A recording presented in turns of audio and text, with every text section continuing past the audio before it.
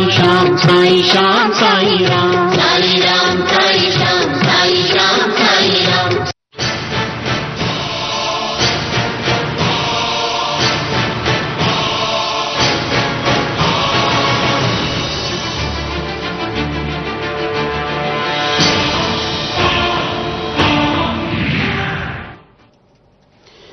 नमस्कार, मैं हूं सुरेश चौहान की और आप देख रहे हैं बिंदास बोल। बिंदास में आज हम एक ऐसा मुद्दा लेकर आए हैं और मैं ये कहूंगा कि बिंदास जब से शुरू हुआ है तब से सबसे महत्वपूर्ण, सबसे अलग और सबसे ही ऐसी पोल खोलने वाला मुद्दा जो भारत में किसी भी टीवी चैनल ने जो बात नहीं कही वो आज हम बिंदास बोल में कहने जा रहे हैं, क्योंकि ये बात देश, धर्म और आस्था के लिए बहुत महत्वपूर्ण है। जी हां, आप जानते हैं कि पिछले कुछ दिनों से भारत में बहुत बड़ी बहस छिड़ी है और साईं बाबा के खिलाफ तमाम हिंदुवादी संगठन उतरे हुए हैं।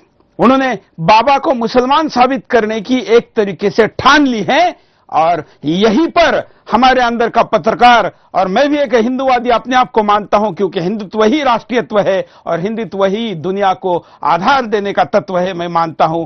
मैं कह रहा हूं कि सारे हिंदुवादी नेताओं को, संतों को बरगला जा रहा है, भ्रमित किया जा रहा है और एक ऐसा भ्रम उनके सामने फैलाया जा रहा है जिसके द्वारा उनका ही नुकसान होने वाला है। जी हां, मैं बड़े जिम्मेवारी के साथ कहता हूं कि साईं बाबा के शिरडी में जो भी संपत्ति है, इस संपत्ति के ऊपर भारत के कुछ मुस्लिम नेताओं की नजर है, जो ये चाहते हैं कि वो संपत्ति वक्फ बोर्ड में आए और वक्फ बोर्ड जो मुस्लिमों की संपत्तियों का मालिकाना हक अपने पास रखता है, उस बोर्ड में वो संपत्ति आने के लिए साईं बाबा को सूफी साबित करना जरूरी है। मुस्लिम तो साबित नहीं कर सकते, क्योंकि बाबा के ऊपर जितने भी रिसर्च हुए कोई भी उनको मुस्लिम साबित नहीं कर पाया। यह पहल कभी किसी हिंदू ने नहीं की। हमेशा मुसलमानों ने कहा कि बाबा पर हमारा अधिकार है, लेकिन वो कभी भी साबित नहीं कर पाए। इसलिए इस बार यह मांग मुस्लिमों की तरफ से नहीं उठी, बल्कि एक ऐसे शंकराचार्य की तरफ से उठी जिनके मुंह से किसी बयान को निकलवाना आसान है, ऐसा माना जाता है, ऐसा आरोप उनके ऊपर लगता है। और इसलिए जो वक्फ बोर्ड, जिसके पास इस देश में 5 लाख संपत्तियां हैं, 6 लाख एकड़ से ज्यादा की जमीन उनके पास है, उनमें से 2 लाख एकड़ जमीन पर गैर कानूनी कब्जा है। इतनी सारी संपत्ति होने के बावजूद उसकी आमदनी केवल 163 करोड़ रुपए है, 163 करोड़ ओनली। और ऐसे बोर्ड को, वक्फ बोर्ड को बचाया जाए, इसके लिए भारत में जो सच्चर कमेटी बनी थी, जो मुसलमानों की स्थिति को रिपोर्ट करती थी, उसमें भी कहा गया है कि वक्फ संपत्तियों को भारत सरकार ने कुछ कानून बनाकर आधार देना चाहिए, बचाव करना चाहिए। और इसके लिए जैसे फॉरेन सर्विसेज है, वैसे ही वक्फ सर्विसेज, इंडियन वक्फ सर्विसेज की भी मांग की गई थी। और उसी जमाने में यह भी कहा गया कि मुस्लिमों की संपत्ति जैसे वक्फ में है, वैसे ही सूफी संतों की, क्योंकि बाकी तो हिंदुओं के पास है, लेकिन जो सूफी है, उन सब सूफी कौन, जो मुस्लिम या हिंदू ये साबित नहीं किया जा सकता, दोनों का मेल जहां पर है वहां वो सूफी कहा जाता है मोटा मोटा, और उनकी संपत्ति भी वक्फ में ली जाए, ये मांग की गई। लेकिन पिछले सरकार में कुछ मंत्रियों को ये लगा कि अगर ऐसी पहल होती है तो बड़ा जबरदस्त माहौल खिलाफ होगा, और इसलिए सच्चर कमेटी को पूरा लागू करने की मांग करने वाले अल्पसंख्यक मंत्री और नेता सलमान खुर्शीद ने कहा था कि सच्चर कमेटी का मतलब वो कुरान नहीं है कि उसके हर शब्द को माना जाए।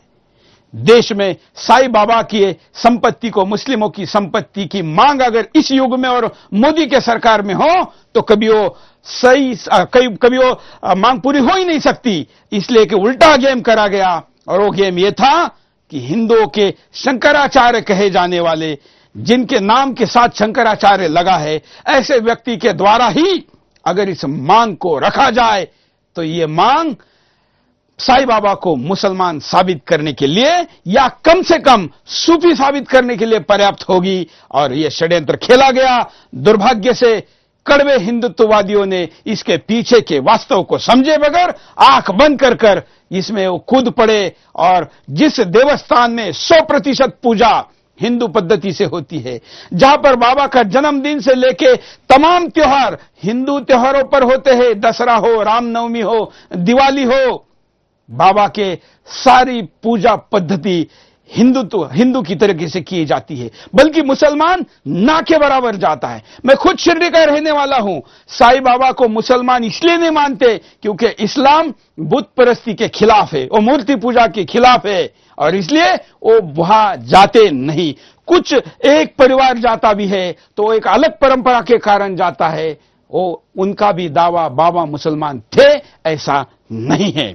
मैं बड़े गंभीरता के साथ आपके सामने ये विषय रख रहा हूं और आशा करता हूं कि हिंदू संगठनों को, हिंदू साधु संतों को भ्रमित करने का जो षड्यंत्र किया जा रहा है उससे बाज आए, वो समझ जाए। और इसलिए इस पूरे घंटे के कार्यक्रम में हम आपके सामने बात करेंगे, स्क्रीन पर वो डिटेल चलाएंगे जो शायद ही आप लोगों ने देखी हो। अब तक भारत के जितने भी टीवी चैनलों ने साईं बाबा पे कार्यक्रम किया, उनमें से कोई भी शिरडी का प्रत्यक्ष रहने वाला नहीं मैं हूं, और इसलिए मैं आंखों देखी बात आपको बताऊंगा और बताऊंगा कि साईं बाबा के खिलाफ यह षड्यंत्र कैसे हो रहा है। आइए आपकी प्रतिक्रिया लेने के पहले जरा मुद्दे पे नजर डालते हैं। बाबा बोलो, साईं बाबा बोलो, साईं बाबा बोलो, साईं बाबा बोलो, साईं बाबा बोलो, साईं बाबा बोलो, साईं बाबा बोलो, साईं बाबा बोलो, साईं राम बोलो, साईं श्याम बोलो। क्या शंकराचार्य हो गए हैं किसी राजनीति का शिकार? ये सवाल क्यों उठा कि साईं बाबा मुस्लिम हैं? आखिर क्यों बन रहा है साईं बाबा को सूफी संत साबित करने का प्लान? क्या ये साईं की संपत्ति को मुस्लिमों के वक्फ बोर्ड में शामिल करने का षड्यंत्र है? शिरडी के साईं बाबा की पूजा पर शंकराचार्य के सवाल उठाने के बाद कई नए सवाल खड़े हो गए। क्या साईं बाबा के खिलाफ कोई साजिश कर रहा है? क्या यह धर्म को बांटने की साजिश है? क्यों साईं की पूजा को गलत बताया गया है? क्यों साईं बाबा को लोग मुस्लिम घोषित करना चाहते हैं? क्यों साईं बाबा को सूफी संत बनाने की कवायद चल रही है? कहीं शंकराचार्य इस राजनीति का मोहरा तो नहीं? ये एक भ्रम है जो समाज में फैलाया गया और ये षड्यंत्र है। अब आप समझिए कि तिरुपति बालाजी की जो आमदनी है उससे कुछ कम आमदनी शिरडी के साईं बाबा की है जी, मंदिर की है जी। तो ये दूसरे लोग इसमें हावी हो रहे हैं। साईं बाबा को सूफी संत मान लिया जाए या शिरडी साईं को मुस्लिम घोषित कर दिया जाए तो इसका क्या परिणाम होगा? हम खोलेंगे इसके पीछे छिपी साजिश का राज। आखिर क्यों बड़ी चालाकी से साईं बाबा को मुस्लिम घोषित करने का प्लान बनाया जा रहा है? इसे सुनकर आप हैरान भी हो सकते हैं। तो चलिए बताते हैं आपको, अगर साईं बाबा को सूफी मान लिया जाए तो क्या होगा। साईं बाबा को मुस्लिम मानने पर साईं ट्रस्ट की पूरी संपत्ति वक्फ बोर्ड में शामिल हो सकती है। श्री साईं बाबा ट्रस्ट संस्थान देश का दूसरा सबसे बड़ा धनवान ट्रस्ट है, जिसके पास अरबों की संपत्ति है। इस वक्त श्री साईं बाबा ट्रस्ट संस्थान के पास 32 करोड़ की ज्वेलरी है। साईं बाबा ट्रस्ट का निवेश 4 अरब से ज्यादा का है। 51 करोड़ 71 लाख के किसान विकास पत्र हैं। सरकार का 8% रिटर्न वाला सेविंग बॉन्ड है, जिसकी वैल्यू 48 करोड़ से ज्यादा है। ट्रस्ट कॉर्प्स फंड के तौर पर 47 करोड़ 82 लाख रुपए की रकम है। 1 करोड़ 28 लाख से ज्यादा सोने के सिक्के हैं। 1 करोड़ 12 लाख से ज्यादा रकम के ताबीज हैं। वक्फ बोर्ड एक्ट के तहत राज्य की पूरी संपत्तियों का अधिग्रहण वक्फ बोर्ड करता है। वक्फ बोर्ड अधिग्रहण की हुई संपत्तियों को मुस्लिमों के धर्म के काम में लगाता है। क्या करता है वक्फ बोर्ड? वक्फ एक्ट 1995 सेक्शन 3R के हिसाब से इस्लाम के किसी भी अनुयायी की चल या अचल संपत्ति मुस्लिम विधि के द्वारा पवित्र और धर्मार्थ कार्यों के लिए अल्लाह के प्रति स्थायी रूप से समर्पित कर देना ही वक्फ है। अब आप समझ सकते हैं कि अगर साईं बाबा को मुस्लिम मान लिया जाए तो क्या होगा। इस बहस को जन्म दिया शंकराचार्य स्वामी स्वरूपानंद सरस्वती ने। क्या स्वरूपानंद सरस्वती शंकराचार्य सिर्फ एक मोहरा तो नहीं? सवाल उठने लगे हैं इस साजिश के पीछे कौन है? आखिर इस बहस को जन्म देने वाला असली चेहरा कौन है? साईनाथ साईनाथ तेरे हजारों हाथ, साईनाथ तेरे हजारों हाथ। सुदर्शन न्यूज के लिए अरुण भारद्वाज की रिपोर्ट। ये मुद्दा है और ये मुद्दा आपके सामने हम लेकर आए। हम चाहते हैं कि आप इस पर बहस करें, बात करें, अपने आप को रखें और इस चीज को जरूर याद रखें कि बाबा का जो काल था, जब बाबा जीवित थे तो इस देश में आजादी की लड़ाई लड़ी जा रही थी। तब उस लड़ाई में हिंदू मुसलमानों को साथ लेकर चलने की जरूरत थी और बाबा को मिलने लोकमान्य तिलक से लेके पंजाब से लेके बंगाल से लेके तमाम क्रांतिकारी मिलने आते थे और तब दोनों समुदाय को एक रखने का संदेश देना जरूरी था। तब के सारे ही साधु संतों ने यह प्रयास किया है, समाज व्यवस्था ने प्रयास किया है और इसलिए तब कुछ मात्रा में मुसलमान बाबा के पास आते थे। लेकिन उसको आज कुछ मुस्लिम संगठनों द्वारा ऐसे कव्वाली और भजन बनाए जा रहे हैं जो केवल अल्लाह साई मौला साही ही कहते हैं। वो भी एक बड़े षड्यंत्र का हिस्सा है। लेकिन इस देश का हिंदू और उसका संगठन कभी इस वास्तव को समझ नहीं पाया और बड़े ही आंख मूंद कर इस आंदोलन में बाबा के खिलाफ उतरा है। ऐसे में हम अपना कर्तव्य समझते हैं। हम आपको बता दें कि हमारा इसके पीछे का उद्देश्य दोनों समाजों में तेढ़ निर्माण करना नहीं है, क्योंकि पूरा मुस्लिम समाज ये कर रहा है, ये ऐसा गलत दावा हम नहीं करेंगे। लेकिन कुछ मुस्लिम इंटेलेक्चुअल कहने वाले, और वो भी ज्यादातर विदेश से, ये विदेश का दावा मैं इसलिए कह रहा हूं क्योंकि बाबा के खिलाफ चल रहे सबसे शुरू में 2 साल पहले जो पेजेस खिलाफ शुरू हुए थे, उनकी आईपी एड्रेस और उनका डिटेल भारत के बाहर पाया गया। उसके बाद कुछ यहां के लोगों ने उसका अंधा अनुकरण किया और अब तो खुलेआम तमाम हिंदुवादी संगठन बाबा के खिलाफ लिख रहे हैं। मेरा उनको आह्वान है, हमने हर बार इस देश और धर्म के लिए लड़ाई लड़ते हुए, अपना सब कुछ न्यौछावर करते हुए पूरी ताकत सुदर्शन ने लगाई है। यहां पर भी हम सच को साबित करना चाहते हैं और इसलिए अपनी पूरी ताकत लगा रहे हैं। यहां पर भ्रम में आकर अपनी बात को न कहे, वास्तव को सोच समझ कर कहे। यही मैं कॉलर को कहूंगा। कुछ कॉलर के पास चलते हैं। जय हिंद। बोलिए, क्या कहना है? नमस्कार। नमस्कार, मैं दीनदयाल बोल रहा हूँ। हाँ, यूएसए से। हाँ, हमें आज के मुद्दे के बारे में मेरे को यही कहना है कि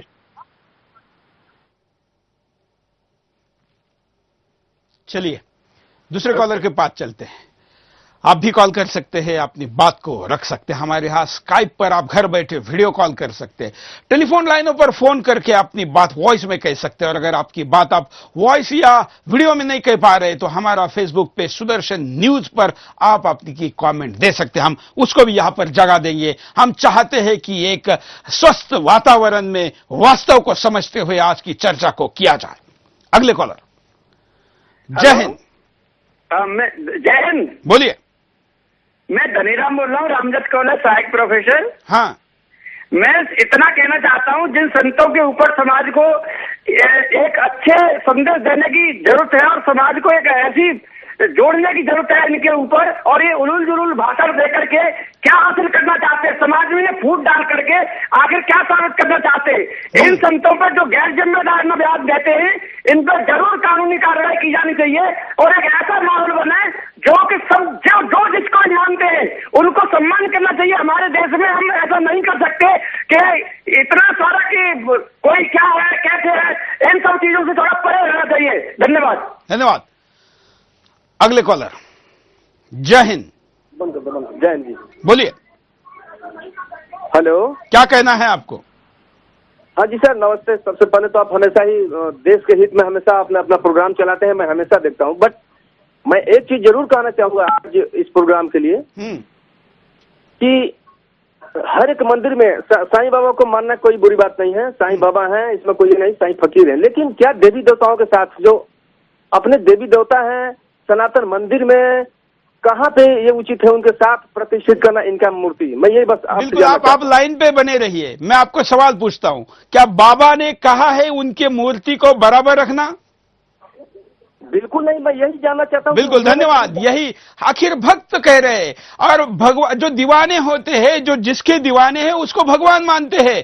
सचिन को भगवान मानने वालों के खिलाफ यहां पर बात क्यों नहीं हुई? सोनिया गांधी को देवी दिखाने वालों के खिलाफ बात क्यों नहीं? जिस धोनी को विष्णु दिखाया गया उसके खिलाफ बात क्यों नहीं हुई? हमारा भक्ति भाव, हमारा भक्ति का पागलपन या फैन का पागलपन व्यक्ति को भगवान कहता है, उस व्यक्ति ने कभी नहीं कहा। साईं बाबा ने अपने आप को भगवान कहने की कहीं पर भी कोई प्रूफ नहीं है, बल्कि साईं बाबा के मंदिर में जो घोषणा दी जाती है वो दी जाती है सदगुरु साईनाथ महाराज की जय। वहां सदगुरु कहा गया है जो संत को कहा जाता है। लेकिन हम एक तरफ, अच्छा केवल साईं बाबा के मंदिर है क्या? देश में कितने ऐसे संत हैं जिनके संतों के मंदिर बने हुए हैं? लोग उनको पूछते हैं, हम क्या सबके खिलाफ यह आंदोलन चला रहे हैं? अगले कॉलर। जय हिंद। हेलो, बोलिए। हेलो, शेख जी नमस्कार। मैं लुधियाना से बोल रहा हूँ, केदारनाथ मेरा नाम है। हाँ, मैं इस विषय में ये कहना चाहता हूँ, देखिए ये बहुत ही सेंसिटिव मैटर है और लगता है कि अगेन जैसे बापूजी के खिलाफ षड्यंत्र हुआ था, ऐसे ही धर्म के खिलाफ कोई और षड्यंत्र चल रहा है। प्लीज आप इसकी चीज को प्रॉपरली इन्वेस्टिगेट कराइएगा। इस सारे इस प्रोग्राम के थ्रू पता करिए, ये वाकई हिंदुओं को बांटने की एक बहुत बड़ी साजिश चली जा रही है। अब पता नहीं ये शंकराचार्य जी कहाँ तक इसमें इन्वॉल्व है, ये भगवान जाने क्या है। फिर भी प्लीज काइंडली इस चीज को फाइंड आउट करिए, क्योंकि पहले बहुत से संतों के साथ ऐसा हो चुका है। अब ये साईं बाबा के बारे में भी ऐसे उठ रहा है। ये बहुत बड़ा एक हिंदू धर्म को डिवाइड करने का तरीका चल रहा है। और इसलिए हम कह रहे हैं कि स्वामी स्वरूपानंद जी इस षड्यंत्र का हिस्सा है, ऐसा हम नहीं कह रहे। वो बात अभी हमने नहीं कही है। हम कह रहे हैं कि ये इतना बड़ा षड्यंत्र है, ये शायद वो जानते ही नहीं, उनसे बस बुलवाया गया है। और बुलवाने वाले वक्फ बोर्ड से ताल्लुक रखने वाले लोग है क्या? खुद शंकराचार्य इसका खुलासा जरूर करें। अगले कॉलर। जय हिंद। बोलिए, क्या कहना है आपको? नमस्कार सुरेश जी, मैं विवेक चौधरी बोल रहा हूँ समस्तीपुर से। हाँ सर, सबसे पहले मुझे ये कहना है, जब से बीजेपी सत्ता में आई है। हाँ, चलिए, शायद कॉल कट गया है, लेकिन इनका कहने का मतलब यह था कि बीजेपी सत्ता में आई और हिंदुओं के बीच फूट पाड़ने का एक ऐसा विवादित प्रयास हो रहा है जो शायद राजनीतिक दृष्टिकोण से बीजेपी को कोई भूमिका लेने के लिए मुश्किल हो। अगले कॉलर। जय हिंद। बोलिए, क्या कहना है आपको? हेलो, बोलिए। जय हिंद। हाँ प्रभु जी, मैं जन्नार से जिला छिंदवाड़ा से अश्विनी गोदवानी बात कर रहा हूँ। हाँ, मैं ये बताना चाहता हूँ कि स्वामी शंकराचार्य जी का बीच में भी एक बयान आया था जिसमें उन्होंने कहा था कि गृहस्थी वाले संत नहीं हो सकते। तो मैं इनसे ये पूछना चाहता हूँ, सृष्टि के सबसे बड़े संत तो शंकर जी हैं, क्या वो गृहस्थ नहीं है? और दूसरा बयान ये साईं बाबा पर आया है उनका कि साईं बाबा मुस्लिम थे। ये कहाँ के बेतों के बयान ये दे रहे हैं? ये वही शंकराचार्य है जिनको कभी पूछा गया था कि नरेंद्र मोदी प्रधानमंत्री बनने पर आपको क्या लगा, तो उन्होंने उस पत्रकार को थप्पड़ मारी थी। हालांकि मैं उनके उस मुद्दे की तरफ जाके इस चर्चा को भटकाना नहीं चाहूंगा, क्योंकि कल और कुछ संत खड़े किए जाएंगे। मैं आज बता रहा हूं कि कुछ और भी नाम आगे आएंगे, वो भी इसका विरोध करेंगे, लेकिन दुर्भाग्य से एक तो षड्यंत्र का हिस्सा होंगे या फिर जाने अनजाने में वो इस मुहिम में मदद करेंगे। अगले कॉलर। हेलो, मैं डाल्टनगंज पलामू से एबी शैले से बोल रहा हूँ, सतीश सिंह।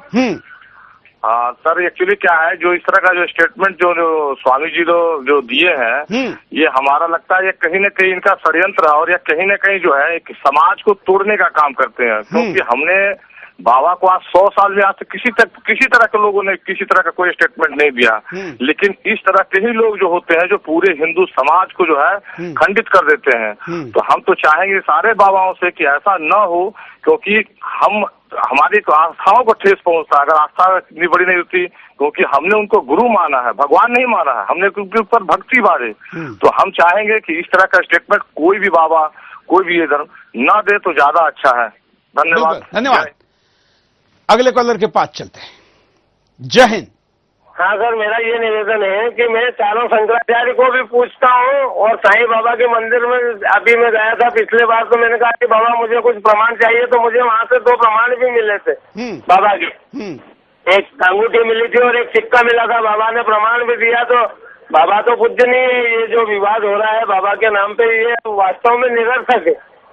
बिल्कुल, और ये निरर्थक भले हो, लेकिन ये निरर्थक के लिए नहीं किया जा रहा है, ये अर्थ के लिए किया जा रहा है। भारत का नंबर 2 का दूसरे नंबर पर जिसकी संपत्ति है, उस देवस्थान के खिलाफ होने वाली कोई भी चीज ऐसे वैसे नहीं होती है। और ऐसे चीजों को साबित करने के लिए कोई एक साल एक घटना नहीं, तमाम लंबे पीरियड का योजना बनाया जाता है, प्लान बनाया जाता है और धीरे धीरे धीरे उसके खिलाफ काम होता है और फिर उस काम के बाद उसको हासिल किया जाता है। बाबा की संपत्ति को हासिल करने का षड्यंत्र बाबा के मृत्यु के समय से ही शुरू हो गया था, लेकिन वो तब भी साबित नहीं कर पाए और आज भी साबित नहीं कर पाएंगे। शायद कोई भी बाबा को बाबा मेरे धर्म के है ये साबित नहीं कर सकता, इसलिए वो हिंदू नहीं है ये साबित करवाना हिंदुओं के मुंह से बुलवाया जा रहा है। अगले कॉलर। जय हिंद। जय हिंद। बोलिए। मैं शंकराचार्य से ये पूछना चाहता हूँ कि उनका बारे में तो ये विचार है, लेकिन जो सिख धर्म के अनुयायी हैं, जो सिख धर्म के गुरु हैं, उनके बारे में क्या विचार है? उनका भी तो यही था, वो भी तो पुरुष थे। आप जो सवाल पूछ रहे हैं ये सवाल आने वाले दिनों में किसी साधु संत के मुंह से निकाला जाएगा, उनके खिलाफ भी अपशब्द बुलवाए जाएंगे, क्योंकि इस देश में दंगे अगर करवाने हैं, इस देश में आस्था को अगर तुड़वाना है, इस देश में आपस में अगर भिड़वाना है, तो ऐसे ही प्रयोग आने वाले दिनों में होने वाले हैं। हमें बड़ा सजग रहना चाहिए कि कहीं हम किसी षड्यंत्र के हथियार तो नहीं बन रहे हैं। हमें वो सावधानी अपने अंदर अगर नहीं रखी तो आप जो कह रहे हैं ऐसा सिखों के, जैनों के, बुद्धों के, भारत के भूमि से निकले हुए धर्मों में आपस में तेढ़ निर्माण करना और उनमें विद्वेष निर्माण करके, उनमें बड़ी खाई निर्माण करके फिर उनको बांटवा कर छोटे छोटे टुकड़ों में स्थापित करवा कर अपने साथ जुड़वा लेना, यह षड्यंत्र का हिस्सा पहले भी रहा है। कई देशों में इसके पहले भी इसका प्रयोग हुआ है और वहां पर धर्मांतरण बड़ी मात्रा में किया गया है। इस देश को भी लक्ष्य किया गया है। खुद पोप ने इस देश में आकर कहा था कि इस शताब्दी में आशिया हमारा लक्ष्य है। और इस्लाम तो धर्मांतरण करने के लिए अपने धार्मिक पूजा पाठ या ग्रंथों से ही संदेश देता है, तो धर्मांतरण करने के लिए विभिन्न प्रकार के तरीके अपनाए जाते हैं। वो तरीके अपनाने के लिए लंबी योजनाएं बनाई जाती है, लेकिन किसी भी योजना में कोई षड्यंत्र या गलत चीज ना हो, ये भारतीय संस्कार पद्धति कहते हैं। लेकिन दुर्भाग्य से कई जगह पर देखा गया है कि यही बड़े हथियार के तौर पर इस्तेमाल भी होते हैं। हम रुकते हैं छोटे से ब्रेक के लिए, ब्रेक के बाद दोबारा आएंगे बिंदास बोलचाल। राम साई राम, साई राम, साई राम, साई राम, साई राम।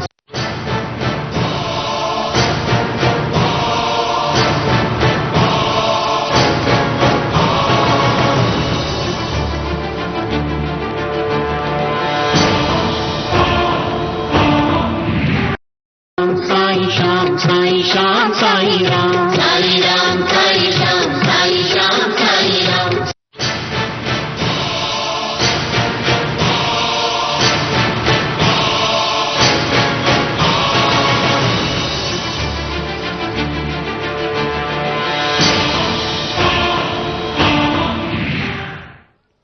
ब्रेक के बाद आपका एक बार फिर से स्वागत है। आप देख रहे बिंदास बोल, और बिंदास में हम बहुत ही बड़े जिम्मेवारी के साथ आपके सामने ऐसे तथ्य रख रहे हैं जिनको हमने हमारे वेबसाइट पर, हमारे फेसबुक के पेज पर भी डाला हुआ है। और दुनिया के किसी भी व्यक्ति से मैं कहीं पर भी चर्चा करने के लिए तैयार हूं। अगर कोई ये कहे कि बाबा मुसलमान है, बाबा के खिलाफ ऐसे ऐसी बातें, मैं अभी अभी ब्रेक के दौरान फेसबुक पर देख रहा था कि कार्यक्रम देखने वाले कुछ लोगों ने क्या प्रतिक्रिया दी है। एक प्रतिक्रिया देखकर तो मैं बड़ा ही भौचक हो गया। इसमें लिखा है कि झांसी के रानी की हत्या करने वाले क्या बेटा है साई। ये कितना बड़ा झूठ है। समय और उन घटनाओं का क्रम भी जुड़ नहीं सकता, लेकिन ऐसे ऐसे झूठ को फैलाया जा रहा है। बाबा को चांद में अकेला कहा जा रहा है। मूलतः बाबा को चांद मियां, बाबा का नाम चांद मियां था ही नहीं, ये उनके साथ रहने वाले किसी और व्यक्ति का नाम था। और बाबा को साई नाम जो दिया वो एक हिंदू पुजारी ने दिया था, म्हाड़सा पति ने दिया था। लेकिन इंटरनेट पर बगैर तथ्य के ऐसे ऐसे चीजों को तोड़ मरोड़ कर पेश किया जा रहा है और बाकी लोग कॉपी पेस्ट कर कर लोगों तक उसको पहुंचा रहे हैं। अगले कॉलर। जय हिंद।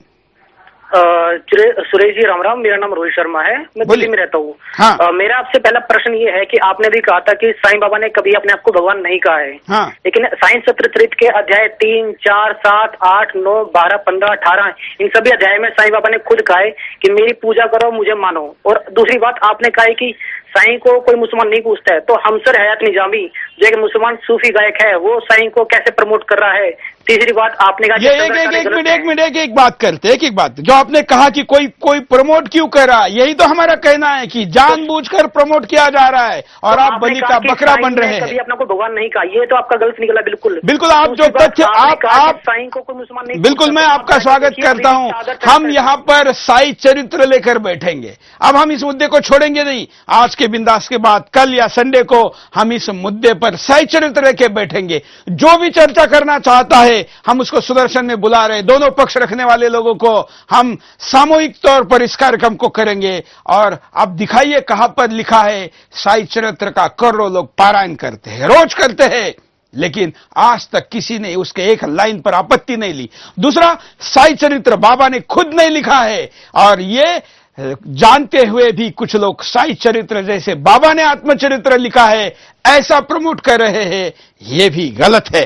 अगले कॉलर। हेलो, जय हिंद। हाँ जय हिंद सुरेश जी, हरिओम। हाँ मैं कोटा राजस्थान से बोल रहा हूँ। बोलिए। अभी ये साजिश है संतों को बदनाम करने की, हिंदू धर्म को बदनाम करने की। अभी जैसे पूज्य बापू जी के ऊपर भी इन्होंने अंजाम लगाए थे, ऐसे ही साईं बाबा के ऊपर लगाए अंजाम। तो आपका चैनल बड़ा अच्छा काम कर रहा है sir, thank you very much sir. धन्यवाद। देखिए, हम लोकप्रियता के आधार पर कार्यक्रमों को नहीं करते। सुदर्शन के कट्टर समर्थक इस देश के राष्ट्रवादी विचारों के लोग हैं, हम जानते हैं। हमारे विचारों को समर्थन करने वाले लोग बाबा के विरुद्ध है, ये भी हम जानते हैं। लेकिन हम उनकी लोकप्रियता के लिए, मनोरंजन के लिए या झूठे समर्थन के लिए कार्यक्रम नहीं करते। हम सच्चाई के लिए करते हैं, कुछ भी करते हैं। और आज का कार्यक्रम भी सच्चाई के आधार पर बाबा को समर्थन में हम कर रहे हैं और इसके लिए किसी के साथ भी कहीं पर भी चर्चा के लिए तैयार है। अगले कॉलर। जय हिंद। जय हिंद सुरेश जी। बोलिए। मैं सिर्फ इतना कहना चाहता हूं, मैं लंदन से बोल रहा हूं, प्रवीण। हाँ। जब हमारे हिंदू धर्म में ईश्वर को एक माना गया है, उसके कई रूप माने गए हैं, फिर भी हम किसी एक रूप को दूसरे रूप से कंपेयर नहीं करते हैं। कभी सीता माता को शिव जी के साथ नहीं बिठा सकते हम, ना ही राधा को राम जी के साथ बिठा सकते। तो साईं को राम, साईं को श्याम, साईं को शिव बनाने का क्या तात्पर्य है? बिल्कुल, ये बनाया जाता है। बिल्कुल, मैं इसके दो उत्तर आपको देता हूं। एक तो आप जिस भी संत को मानते हैं उस संत को आप किसी न किसी भगवान के साथ जोड़ते हैं। मैं जनार्दन स्वामी महाराज जी का अनुग्रह मैंने लिया है, लोग उनको शिव जी का अवतार मानते थे।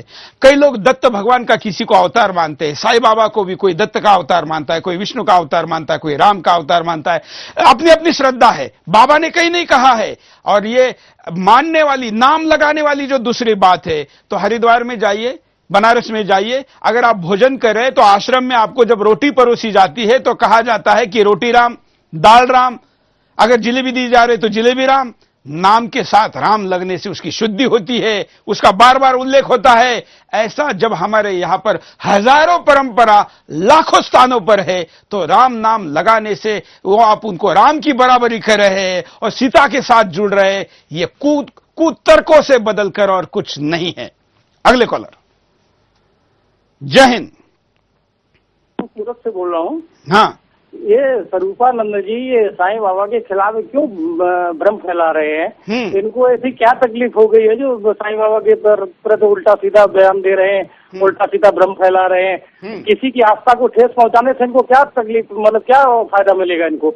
आदमी किसी को भी माने, इंसान किसी को भी माने, किसी की भी पूजा करे तो इनको क्या तकलीफ है?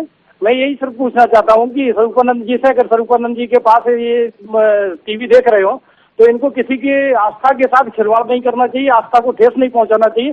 सबसे गलत बात है, कोई किसी भगवान को माने, कोई साईं बाबा को माने या कोई किसी की भी देवी देवता को माने, तो इनको क्या तकलीफ है किसी को मानने की। बिल्कुल, धन्यवाद।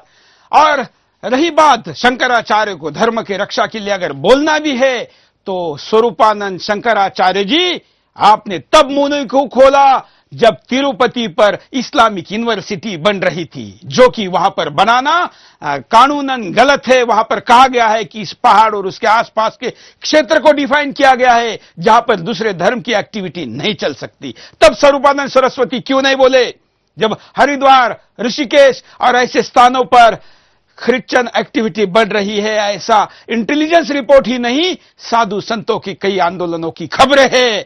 तब ये उस आंदोलन में क्यों खड़े नहीं हुए, लेकिन इस विषय पर ही क्यों बोले, यह सवाल भी उनको पूछना हमारा अधिकार है, ऐसा हम मानते हैं। अगले कॉलर। जय हिंद। नमस्कार।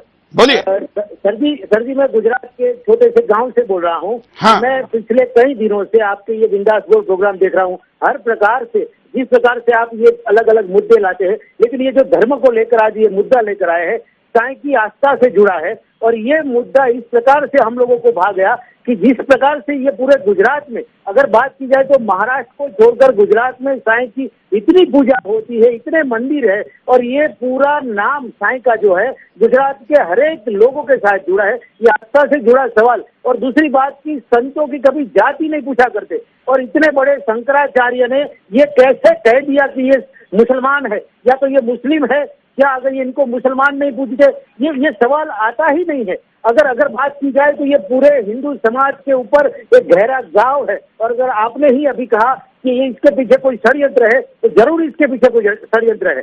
बिल्कुल, और हम इसलिए इस षड्यंत्र का खुलेआम दावा कर रहे हैं। इस विषय के लिए किसी भी कानूनी से लेके किसी भी प्रकार की लड़ाई लड़ने के लिए तैयार है, क्योंकि जब हम सत्य का साथ देने का तय करते हैं तो फिर किसी भी प्रकार की परवाह नहीं करते। अगले कॉलर।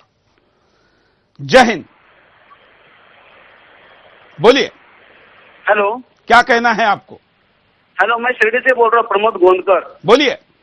सर, मैं ये बात पहले मैं ये पूछना चाहता हूँ, ये शंकराचार्य जो स्वरूपानंद, उनको शंकराचार्य बनाए किसने और कैसे? क्योंकि शंकराचार्य जब बनाते हैं तो बनाने के लिए कुछ नहीं, उनके कुछ नियम होंगे, रूल होंगे, और रूल में ऐसे किसी की भावना के खिलाफ या हिंदुओं के खिलाफ बनने के उनको परमिशन है या नहीं, पहले मैं ये पूछना चाहता हूँ।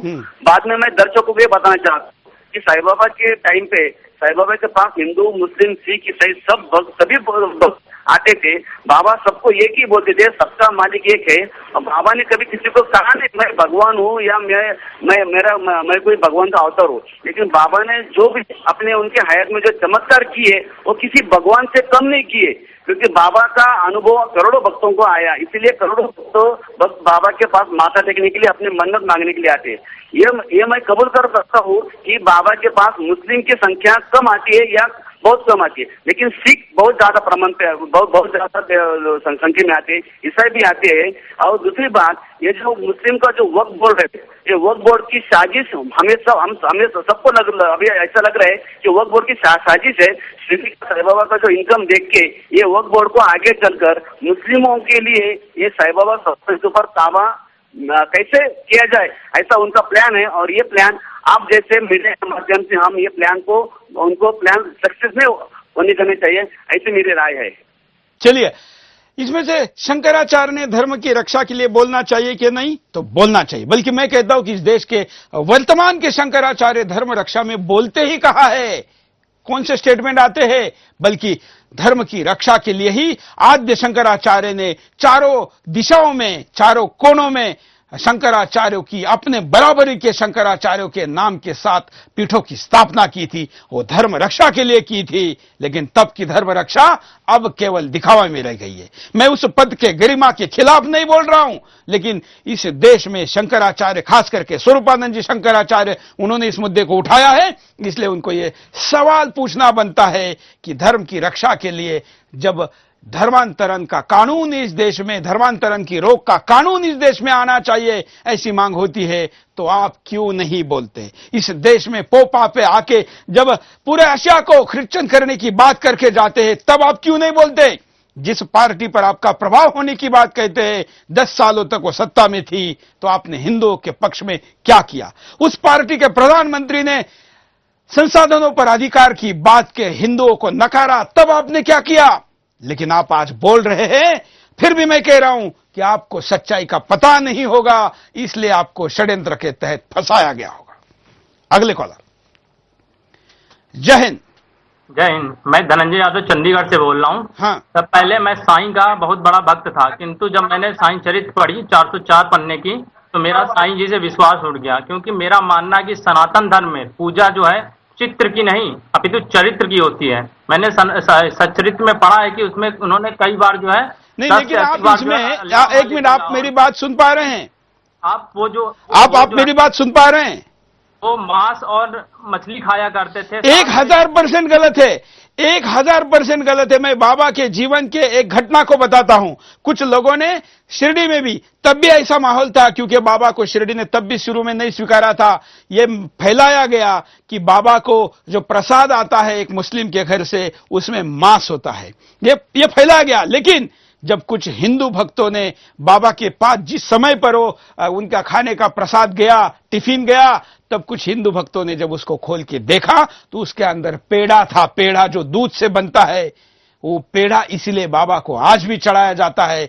बाबा ने कभी मांसाहार किया ऐसा कहने वाला कोई व्यक्ति, मेरे दादाजी खुद बाबा के साथ रहे हैं, उन्होंने बाबा के मुस्लिम होने के बारे में या उनके मांसाहारी होने के बारे में कभी बात नहीं की। और इस देश में तमाम ऐसे लोग हैं जो उस युग के लोगों से मिले हैं, इंटरव्यू किया है। मनोज कुमार ने इस विषय पर इतनी रिसर्च की है, आपको कहीं पर भी इस विषय की ऐसी गलफत नहीं मिलेगी। लेकिन उनके बाद कुछ टीवी सीरियल आए, उसके बाद बाबा के कुछ वीडियो एल्बम बने, उसके बाद दुकानदारी चलाने के लिए कुछ कव्वाली वालों ने, क्योंकि कव्वाली का मार्केट खत्म हो चुका है, इसलिए कुछ कव्वाली वालों ने बाबा को हथियार बनाकर एक भजन शुरू किया। ऐसे कई भजन शुरू किए जिसमें कहीं पर भी हिंदू देवी देवता का नाम नहीं था।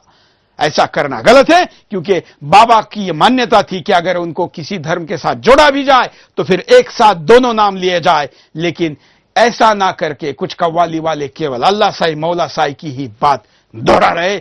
ऐसे लोगों की हरकतों से, गलती से या फिर षड्यंत्र से लोगों में गलत संदेश जाता है। अगले कॉलर। जय हिंद।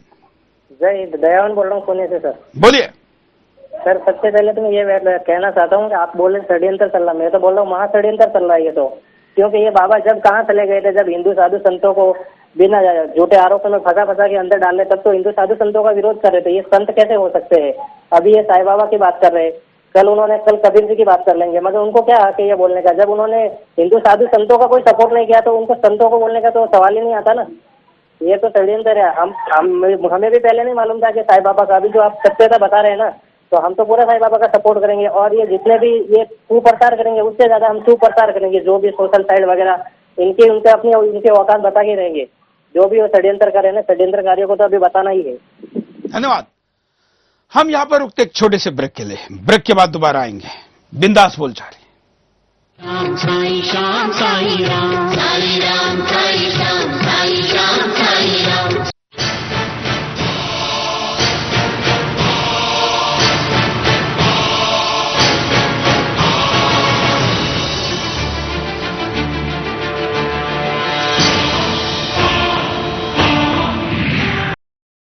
साई श्याम साई श्याम साई राम, साई राम साई श्याम साई श्याम साई राम।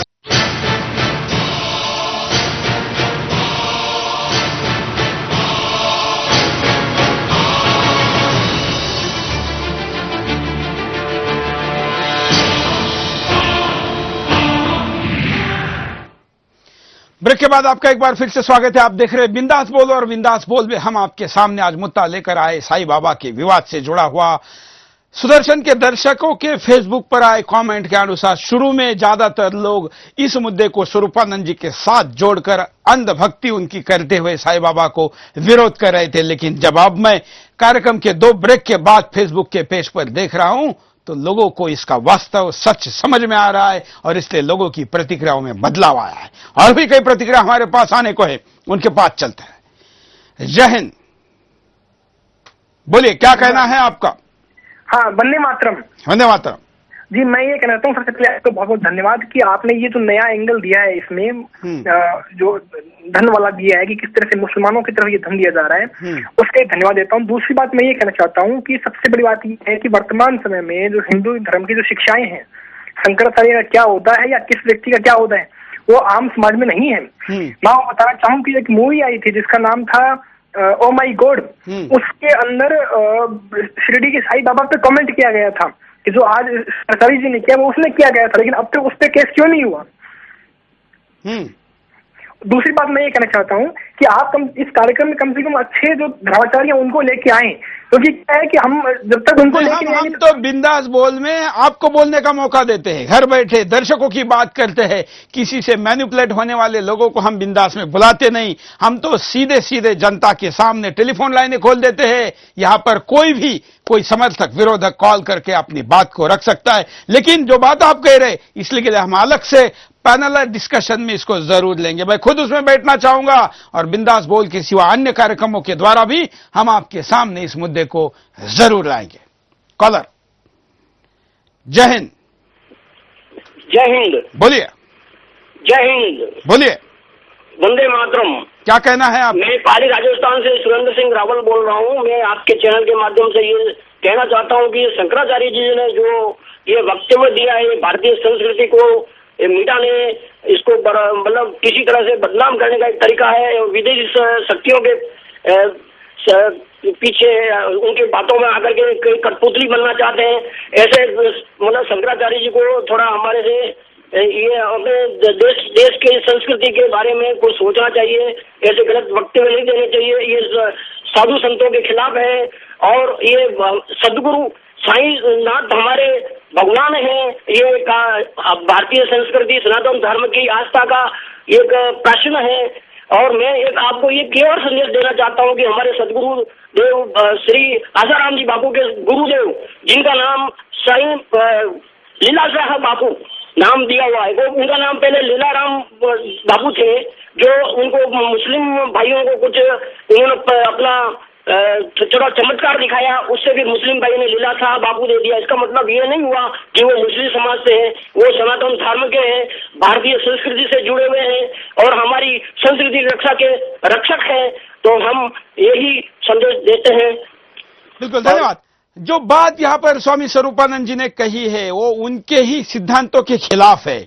जो आद्य शंकराचार्य थे उन्होंने सिद्धांत रखा था, धर्म की रक्षा के लिए उन्होंने जो कार्य किया और द्वितीय है, उन्होंने एक सिद्धांत रखा था, उन्होंने अद्वैत का सिद्धांत रखा था। इसका मतलब सब में भगवान है, या उसका बेसिक है कि कोई भी नर अपने कर्मों के द्वारा नर से नारायण बन सकता है। यह आद्य शंकराचार्य का ही संदेश था, जो अपने कर्मों से खराब हो रहे समाज में एक संदेश देकर, विवाद चल रहा था धर्म को लेकर, उसको खत्म कर कर उसकी रक्षा के लिए उन्होंने संदेश दिया। कई साधु संतों ने आगे जाकर कहा कि आप भाव से देव प्राप्त कर सकते हैं। आपका भाव किसके खिलाफ प्रति है, उसमें आप देवत्व देख सकते हैं, और जहां भाव वहां देव, ये भी कहा। खुद श्री कृष्ण ने 15वें अध्याय में गीता ने वे कहा है कि मैं सब तरफ हूं, हर चीज में हूं। अगर वो हर चीज में है तो फिर साईं बाबा में क्यों नहीं है? अगले कॉलर, जय हिंद। सीपी वशिष्ठ राजस्थान से बोल रहा हूं जी। बोलिए। पारस में और संत में बहुत अंतरो जान, वह लोहा कंचन करे, वह करे आपू समान।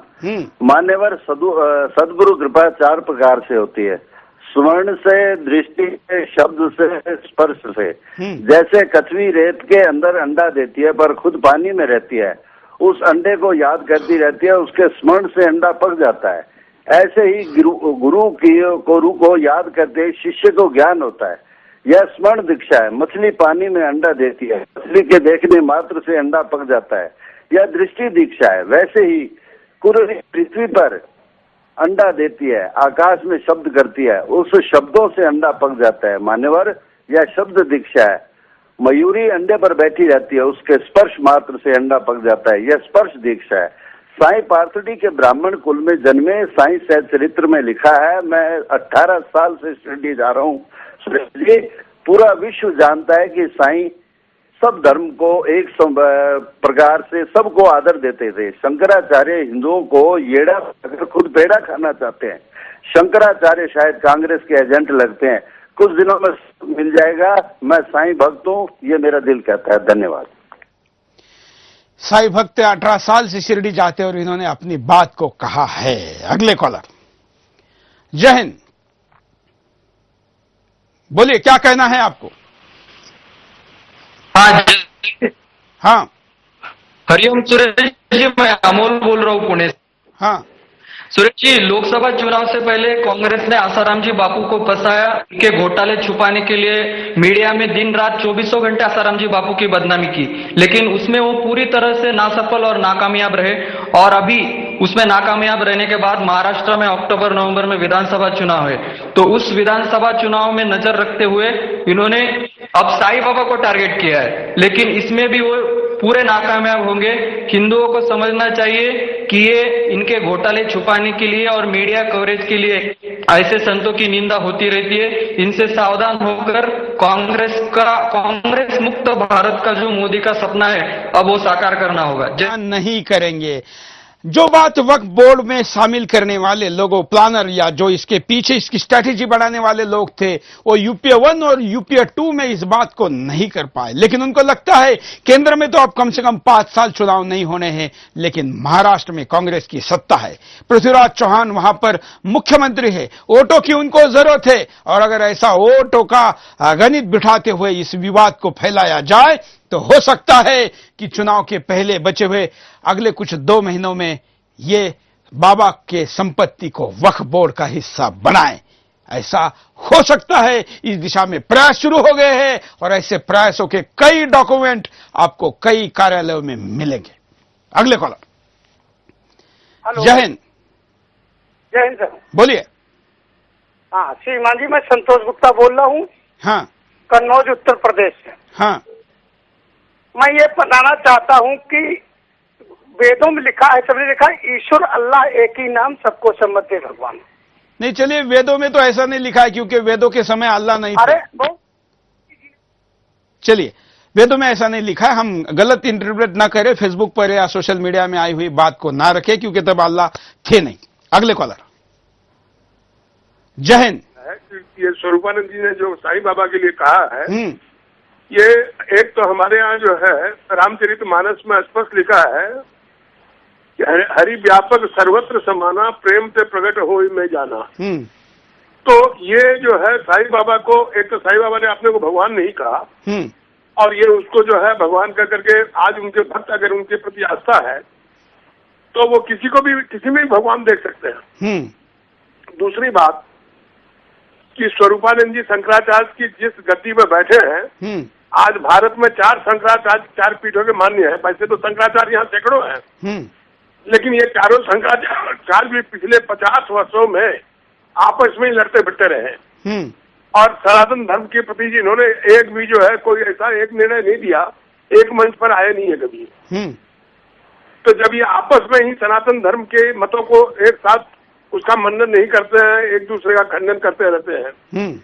तीसरी बात कि इनके भक्त इनके पास जाने कम लगे, इनकी दुकानदारी कम हो गई, तो अब ये जो है देखते हैं कि दूसरे पर आरोप करो, लगाओ।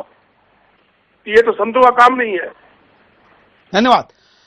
इस देश में तमाम प्रकार के विवाद होते रहे हैं, लेकिन उन विवादों के बाद अच्छा ही निकली है। हम आशा करेंगे कि इसमें भी अच्छा ही निकली। इस देश में विवाद कितने एक दूसरे के खिलाफ थे। शिव भक्त और वैष्णव, इन दोनों में कितने विवाद थे। दोनों भी हिंदू थे, लेकिन तब हिंदू शब्द शायद नहीं था, लेकिन इतने बड़े पैमाने पर विवाद था कि टीका कोई सीधा लगाता था तो शिव भक्त अड़ा लगाते थे।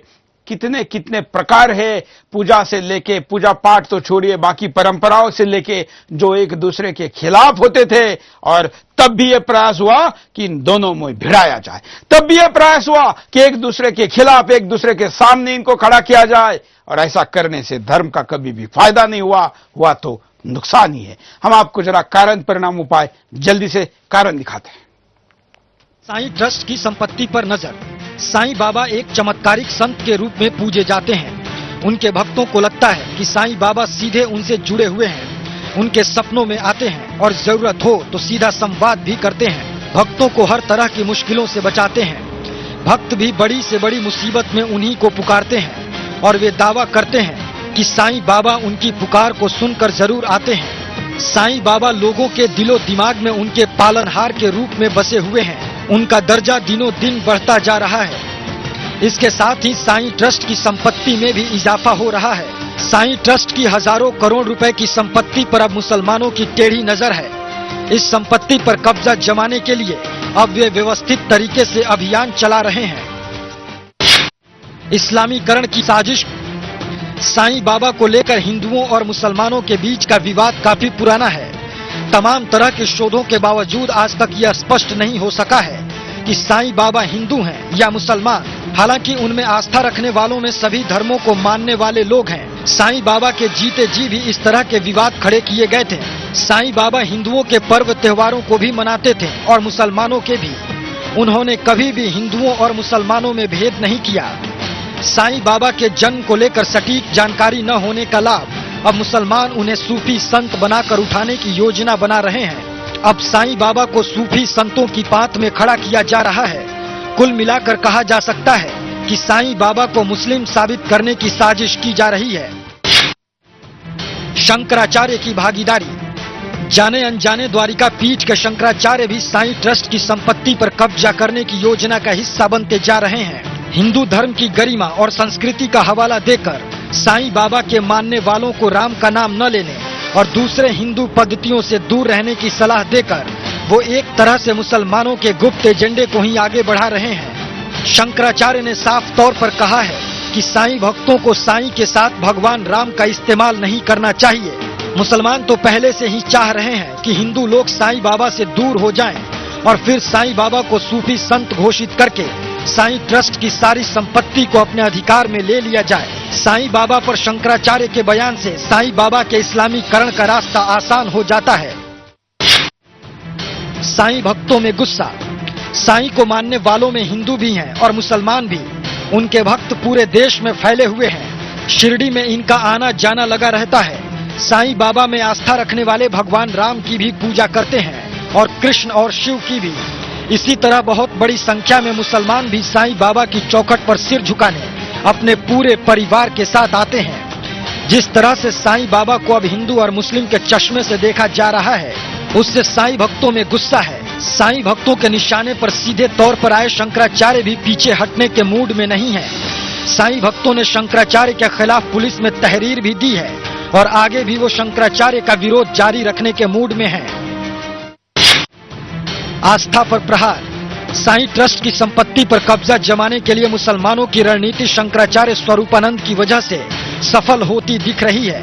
शंकराचार्य ने जिस तरह से साईं के भगवान होने पर प्रश्न चिन्ह लगाया है, उससे साईं भक्तों की आस्था पर तो प्रहार हुआ ही है, उन लोगों को भी चोट पहुंचा है जो किसी न किसी रूप में साईं बाबा से प्रभावित हैं। साईं ट्रस्ट की संपत्ति पर काबिज होने के लिए मुसलमान साईं बाबा को सूफी संत बनाने की साजिश कर रहे हैं। इससे उन मुसलमानों की भावना भी आहत हो रही है। जो सीधे साईं बाबा में यकीन करते हैं और अपनी मुरादों के लिए साईं बाबा की तरफ देखते हैं। तनाव बढ़ा है। आमतौर पर साईं बाबा को सबकी भलाई की चाहत रखने वाला एक संत माना जाता है। हालांकि उनके बारे में कई चमत्कारिक किस्से भी मशहूर हैं। साईं बाबा को लेकर उपजे हालिया विवाद से समाज में तनाव बढ़ा है। शंकराचार्य स्वरूपानंद के बयान के बाद तो शिरडी और बनारस सहित देश के कई शहरों में प्रदर्शन हुए। इस बीच कुछ हिंदू नेता भी शंकराचार्य के पक्ष में खड़े होते हुए दिख रहे हैं। कुल मिलाकर मामला तनावपूर्ण होता जा रहा है, क्योंकि साईं बाबा की पहुंच जन जन तक है। धर्म और प्रदेश की सीमा से आगे निकलकर पूरे देश में उनकी मकबूलियत स्थापित हो गई है। इन्होंने लोगों को एकता के सूत्र में बांधने की कोशिश की थी, लेकिन अब इनके नाम और इनकी नाम पर अर्जित की गई संपत्ति को लेकर इन्हें ही विवादों में डाला जा रहा है और इसका असर समाज पर स्पष्ट रूप से भी दिखाई दे रहा है। लोग नफरत की जुबान बोलने लगे हैं।